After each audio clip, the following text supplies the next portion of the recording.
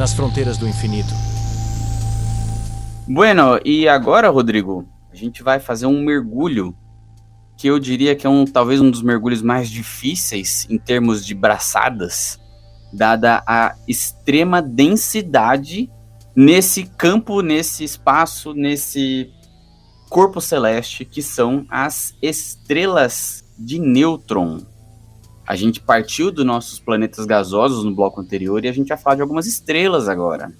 Lembrando que futuramente, no bloco nos Ecos do Universo, nós aí teremos aí uma exploração sobre o Sol e algumas outras estrelas, mas aqui já fica também um primeiro passo rumo a essas estrelas e o que acontece dentro delas. Mas vamos pegar um ponto extremo.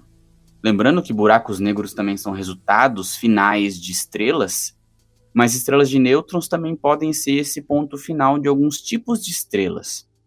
Mas o que acontece no núcleo? Por que esses objetos são tão densos que desafiam a nossa compreensão da física? Em algum ponto, quando a gente chega nas escalas de partículas, de núcleos de átomos, as estrelas de nêutrons, elas trazem algumas degenerescências, as quais a gente ainda não tem, de fato, alguma confirmação, sei lá, experimental sobre o que está acontecendo lá dentro. A gente tem uma grande compreensão sobre estrelas, né? Ou, aliás, estrelas parecidas com o Sol, né? Justamente por nós termos aí observações próximas, né? Do nosso Sol como uma estrela. Mas, Marco, conta aí pra gente. Qual que é a dimensão de uma estrela de nêutrons? Qual que é a diferença, né, entre uma estrela de nêutron e uma estrela, vamos chamar de uma estrela comum ou uma anã amarela como o Sol, né? Bom, eu acho que é bem interessante se a gente fizer uma análise em termos da própria dimensão e densidade de uma estrela como essa, né? Então pensa comigo, imagina comprimir uma massa de várias e várias vezes a do nosso Sol em uma bolinha de apenas 12 quilômetros de diâmetro. Pensa você que está ouvindo a nós agora e caminha por 12 quilômetros. Tem gente, a galera que faz as corridas, que pedala, que gosta de fazer o seu crossfit, a galera da maromba, que consegue caminhar 12 quilômetros com uma facilidade enorme. Eu ainda não tô lá, Rodrigo, não sei quanto a você, mas assim, 12 quilômetros não é uma distância tão fácil para eu cobrir. Mas tem um pessoal aí que consegue cobrir essa distância com uma facilidade enorme. Agora pensa, você colocar várias e várias vezes a massa da nossa estrela maior, da nossa estrela que nos guia diversos aspectos aí de dia, de ano, no nosso sistema solar, em uma bola, em um globo, uma esfera, com 12 quilômetros de diâmetro. A gravidade na superfície de uma estrela como essa, de um corpo celeste como esse, ela é mas tão grande que, prestem atenção, se existisse uma montanha numa estrela como essa, ela teria no máximo alguns milímetros de altura. Você já pensou? Não faz nem sentido falar uma coisa dessa, né? Uma montanha com milímetros de altura. Mas é o que é possível dada a grandiosa gravidade na superfície de uma estrela de nêutrons.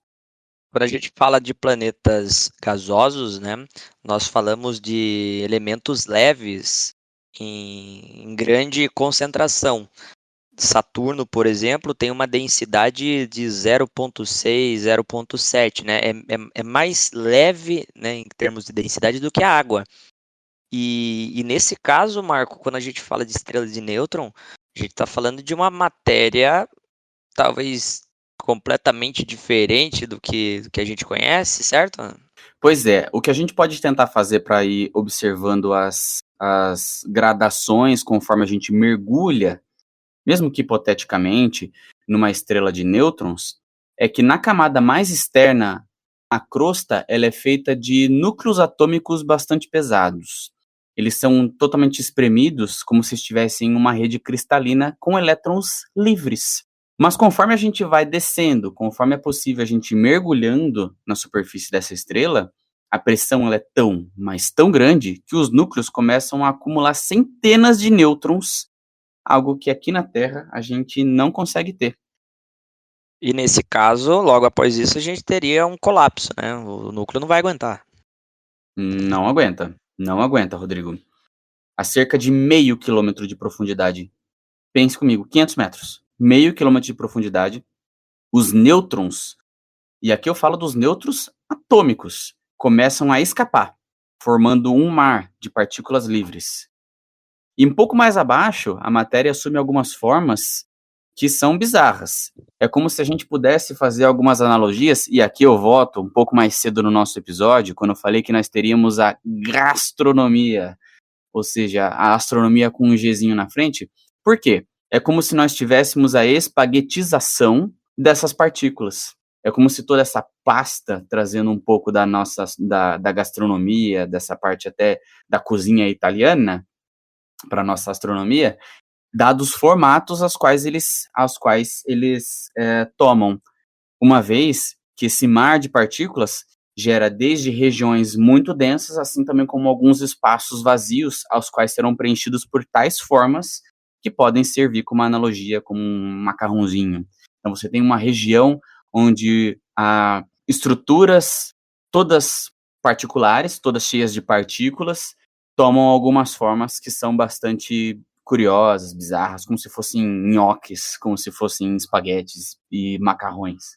É fascinante, né, Marco? Pensar que no silêncio do profundo da noite escura, né, cheia dessas estrelas, a gente tem ali uma variação de matéria, né? A matéria ela se organiza, se curva, ela parece seguir ali uma certa partitura cósmica que os cosmólogos vão buscando tentar resolver, né, ou tentar entender e o quanto isso pode se conectar com o que nós sabemos do universo, né?